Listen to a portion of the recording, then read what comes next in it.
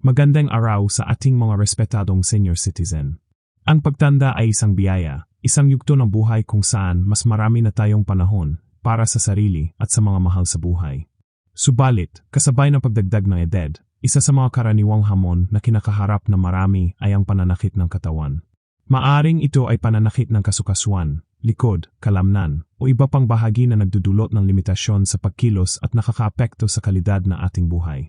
Habang ang naunang talakayan ay nakasentro sa mga masusustansyang pagkain na makatutulong laban sa pananakit, ang artikulong ito ay tatalakay naman sa ibang mahahalagang aspeto ng pamamahala sa pananakit. Ating sisilipin ang mga praktikal na estratehiya na hindi lamang nakasentro sa nutrisyon, kundi pati na rin sa ating pamumuhay, pag-isip, at ang kahalagahan ng tamang gabay medikal.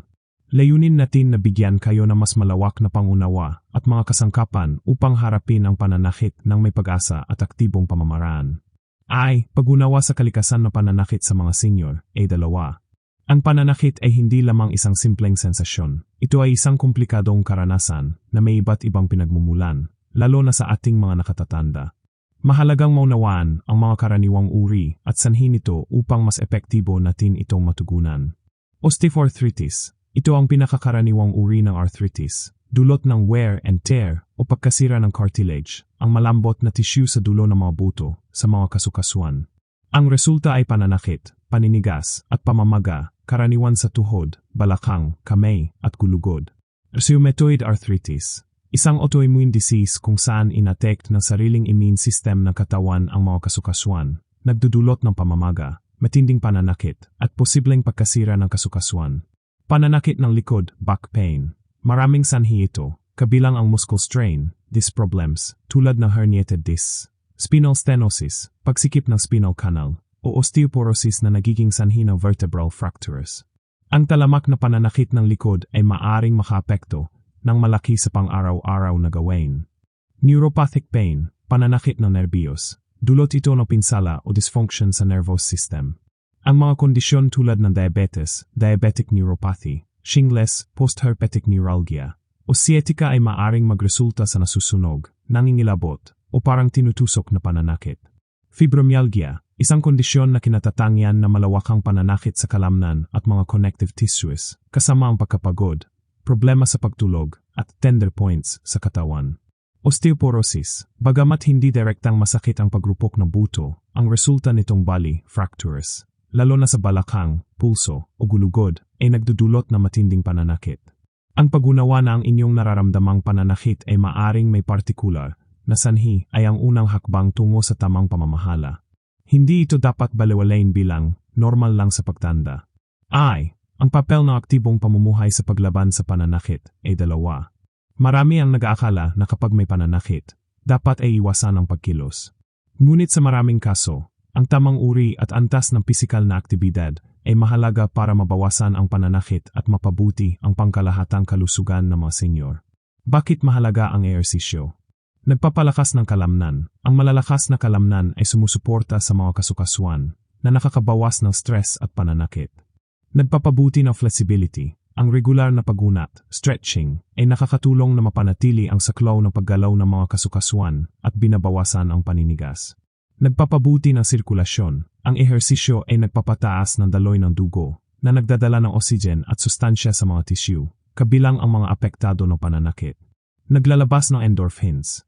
Ang endorphins ay natural na painkillers ng katawan na inilalabas habang nag-ehersisyo, na nakakatulong din sa pagpapabuti ng mood. Pamamahala ng timbang. Ang sobrang timbang ay nagdaragdag ng pressure sa mga kasukasuan, lalo na sa tuhod at balakang, na nagpapalala sa pananakit. Mga inirekomendeng ehersisyo para sa seniors na may pananakit. Paglalakad, mababang epekto, low impact, at madaling gawin. Magsimula sa maikling distansya at dahan-dahang dagdagan. Tai Chi, isang sinaunang Chinese martial art na nagsasangkot na mabagal at tuloy-tuloy na paggalaw, nakakatulong sa balance, flexibility, at pagbawas ng pananakit dulot ng arthritis. Water aerobics o paglanggoy. Ang tubig ay sumusuporta sa bigat ng katawan, binabawasan ang stress sa mga kasukasuan habang nag-ehersisyo. Mainam para sa mga may matinding pananakit ng kasukasuan. Gentle stretching at ranges of motion exercises. Nakakatulong na mapanatili ang pagiging flexible ng mga kasukasuan. Chair exercises. Para sa mga may limitasyon sa pagtayo o balanse, maraming ehersisyo ang maaring gawin habang nakaupo. Mahalagang paalala, laging kumonsulta sa inyong doktor o physical therapist bago simulan ang anumang bagong programa na ehersisyo, lalo na kung kayo ay may umiral na kondisyong medical o matinding pananakit. Sila ang makapagsasabi kung anong uri at gaano kadalas na ehersisyo ang angkop para sa inyo. Magsimula ng dahan-dahan at makinig sa inyong katawan. Ang kaunting discomfort ay normal sa simula, ngunit ang matinding pananakit ay senyales na kailangang huminto o baguhin ang ehersisyo. Ang kapangyarihan ng sapat na pahinga at kalidad ng pagtulog ay dalawa. Ang sapat na pahinga at mahimbing na tulog ay kasing halaga na ehersisyo sa pamamahala ng pananakit. Kapag tayo ay kulang sa tulog, mas tumitindi ang ating persepsyon sa pananakit at mas mabagal ang paggaling ng katawan. Paano nakakapekto ang pagtulog sa pananakit? Ang kakulangan sa tulog ay maaring magpataas ng mga inflammatory markers sa katawan na nagpapalala sa pananakit. Ang pagkapagod ay nagpapababa ng ating tolerance sa pananakit. Ang pananakit mismo ay maaring makagambala sa pagtulog na lumilikha ng isang vicious cycle. Mga tip para sa mas mahimbing na pagtulog. Magtakda ng regular na oras ng pagtulog at pagising. Kahit sa weekends, subukang sundin ang parehong schedule. Lumikha ng komportableng kapaligiran sa pagtulog. Siguraduhing madilim, tahimik at malamig ang inyong silid. Gumamit ng komportableng kutson at unan. Iwasan ang caffeine at alak bago matulog. Ang mga ito ay maaring makagambala sa kalidad ng inyong tulog. Limitahan ang pag-idlip sa araw. Kung kailangan magsiesta, gawin itong maikli, 20 tandang bawas 30 minuto, at hindi malapit sa oras ng pagtulog sa gabi. Mag-relax bago matulog, maligo na maligamgam na tubig, magbasa ng libro, makinig sa relaxing music, o mag-meditate. Iwasan ang mabibigat na pagkain bago matulog. Maari itong magdulot ng discomfort at indigestion. Kung hindi makatulog, huwag pilitin. Bumangon, gumawa na tahimik na aktibidad hanggang sa makaramdam ng antok, at saka bumalik sa kama. Pamahalaan ng pananakit bago matulog. Kung ang pananakit ang dahilan na hirap sa pagtulog, kausapin ang doktor tungkol sa mga paraan para maibsan ito bago humiga, tulad ng pain relievers, kung inireseta, o head cold therapy. Ang pagbibigay pansin sa kalidad ng inyong pahinga ay isang mahalagang puhunan sa pagbawas ng pananakit at pagpapabuti ng inyong kabuuang kagalingan. Pamamahala ng stress at emosyonal na kalusugan. Koneksyon sa pananakit ay dalawa. Ang ating isip at katawan ay magkognay. Ang stress, pagkabalisa, at depresyon ay maaring magpalala ng pananakit. Sa kabilang banda, ang talamak na pananakit ay maaari ring magdulot ng emosyonal na paghihirap. Ang siklo ng stress at pananakit. Ang stress ay nagiging sanhi ng pag-ikting ng kalamnan na maaring magpalala o mag-trigger ng pananakit. Ang stress ay nagpapataas din ng level ng cortisol, isang stress hormone, na kung pangmatagalan ay maaring magambag sa pamamaga at mas mataas na sensitivity sa pananakit. Ang pag-alala tungkol sa pananakit ay maaring lumikha ng mas maraming stress. Mga teknik sa pagbawas ng stress at pagpapabuti ng mood. Mindfulness at meditasyon. Ang pagiging present at pag-focus sa kasalukuyang sandali, kasama ang mga breathing exercises, ay napatunayang nakakabawas ng stress at perception ng pananakit. Deep breathing exercises. Ang mabagal at malalim na paghinga ay nakakapagpakalma sa nervous system. Libangan at hobbies. Ang paglalaan ng oras sa mga gawaing kinagigiliwan, paghahardin, pagpipinta, pakikinig sa musika, pagbabasa, ay nakakatulong na ilihis ang atensyon mula sa pananakit at nagdudulot ng kasiyahan. Social connection. Ang pakikisalamuha sa pamilya at mga kaibigan o pagsali sa mga community groups ay nakakabawas ng pakiramdam ng pag-isa at nagpapabuti ng mood. Ang suporta mula sa iba ay mahalaga kapag dumaranas ng talamak na pananakit. Positive self-talk. Palitan ang mga negatibong pag-isip tungkol sa pananakit na mas positibo at empowering na mga pahayag. Sapat na sikat ng araw. Ang sikat ng araw sa umaga ay nakakatulong sa produksyon ng vitamin E at serotonin na mahalaga para sa mood. Kung ang pananakit ay labis na nakakaapekto sa inyong emosyonal na kalusugan, huwag mag-atubiling humingi ng tulong sa isang mental health professional. Ang therapy o counseling ay maaring magbigay ng karagdagang suporta at mga diskarte sa pagharap sa pananakit. Mga practical na estratehiya sa bahay at paggamit ng assistive devices ay dalawa.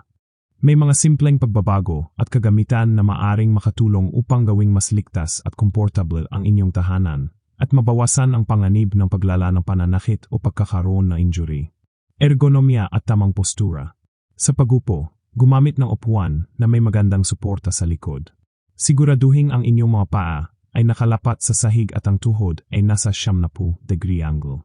Sa pagtayo, panatilihing tuwid ang likod, nakapasok ang tiyan, at balance ang bigat sa magkabilang paa. Sa pagbubuhat, palaging ibaluktot ang tuhod, hindi ang baywang, kapag may bubuhatin mula sa sahig. Panatilihing malapit sa katawan ang binubuhat. Humingi ng tulong kung masyadong mabigat. Sa paggawa sa kusina o hardin, gumamit ng mga kagamitan na may mahahabang hawakan upang hindi na kailangang yumuko ng sobra. Ayusin ang taas ng mga working surfaces kung possible. Paggamit ng assistive devices. Tungkod, Ken, o walker, makakatulong ito sa balanse at makakabawas ng bigat sa mga apektadong kasukasuan sa binti o balakang na nagpapagaan sa pananakit habang naglalakad. Reachers grabbers, para sa pag-abot ng mga bagay na mataas o nasa sahig ng hindi na kailangang mag-inat o yumuko ng husto. Jar openers, easy grip utensils, para sa mga may pananakit sa kamay o arthritis. Raised toilet sets, shower chairs, grab bars sa banyo, nagpapataas ng kaligtasan at nagpapabawas ng hirap sa paggamit ng banyo na maaring maging sanhi ng pananakit o pagkahulog. Heat and cold therapy. Heat therapy, warm compress, heating pad, maligamgam na paliligo. Nakakatulong na i-relax ang mga naninigas na kalamnan at kasukasuan at nagpapabuti ng sirkulasyon. Mainam para sa chronic pananakit at paninigas, lalo na bago mag-ehersisyo. Huwag masyadong mainit para maiwasan ang paso. Cold therapy, ice pack, cold compress. Nakakabawas ng pamamaga, pamamanhid, at acute pananakit, halimbawa, pagkatapos ng injury o biglang pagsidhi ng arthritis. Ilagay ng 15 tandang bawas 20 minuto kada beses, na may tela sa pagitan ng yelo at balat. Pag-ayos ng tahanan para maiwasan ang pagkahulog. Alisin ang mga kalat sa daanan, loose rugs, wires. Siguraduhin may sapat na ilaw sa lahat ng bahagi ng bahay, lalo na sa hagdanan at banyo. Maglagay ng non-slip mat sa banyo at kusina. Ang mga simpleng pag-ingat at adaptasyon na ito ay malaki ang may tutulong sa pamamahala ng pananakit at pagpapanatili ng inyong kalayaan at kaligtasan sa tahanan. Ang kahalagahan ng regular na konsultasyon sa doktor ay dalawa.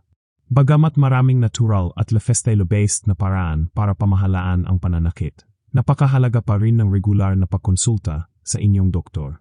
Kailan dapat magpatingin agad sa doktor para sa pananakit? Biglaan at matinding pananakit. Pananakit na may kasamang lagnat, pamamanhid, panghihina, o hindi may paliwanag na pagbaba ng timbang. Pananakit pagkatapos ng isang aksidente o pagkahulog. Pananakit na hindi nawawala o lumalala sa kabila ng mga home remedies. Pananakit na nakakasagabal na sa pang-araw-araw na gawain at pagtulog. Ano ang maaring gawin ng inyong doktor? Tamang diagnosis, sa pamamagitan ng pagsusuri at posibleng mga tests, survey, blood tests. Matutukoy ng doktor ang eksaktong sanhi ng inyong pananakit. Ito ang besehan ng tamang plano ng paggamot. Pagreseta ng gamot, kung kinakailangan, maaring magreseta ang doktor ng mga gamot para sa pananakit at pamamaga, tulad ng SEDS, acetaminophen, o mas matapang na pain relievers para sa matinding kaso. Mahalagang sundin ang tamang dosage at schedule. Referral sa espesyalista, maaari kayong i-refer sa isang rheumatologist para sa arthritis, orthopedist para sa buto at kasukasuan, neurologist para sa nerve pain, o physical therapist. Physical therapy. Ang isang physical therapist ay makakapagturo ng mga specific na ehersisyo at teknikes para mapabuti ang lakas, flexibility, at mabawasan ang pananakit. Occupational therapy. Makakatulong sa inyo na matutunan kung paano gawin ang pang-araw-araw na gawain sa paraang hindi masyadong nakaka-stress sa mga kasukasuan at nakakabawas ng pananakit.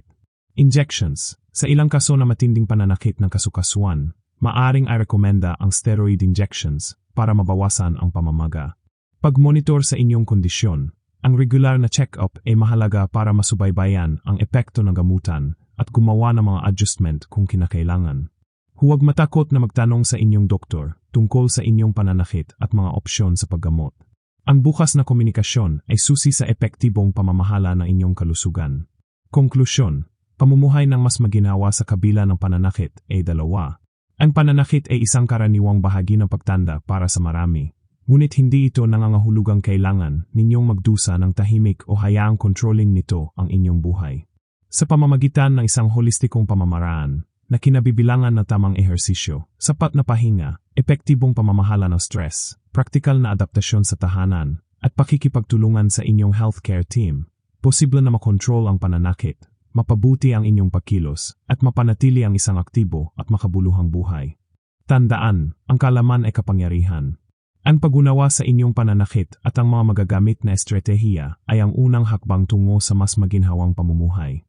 Huwag panghinaan ng loob. Maraming paraan upang matulungan kayo. Ang mahalaga ay maging proaktibo sa pangangalaga sa inyong sarili.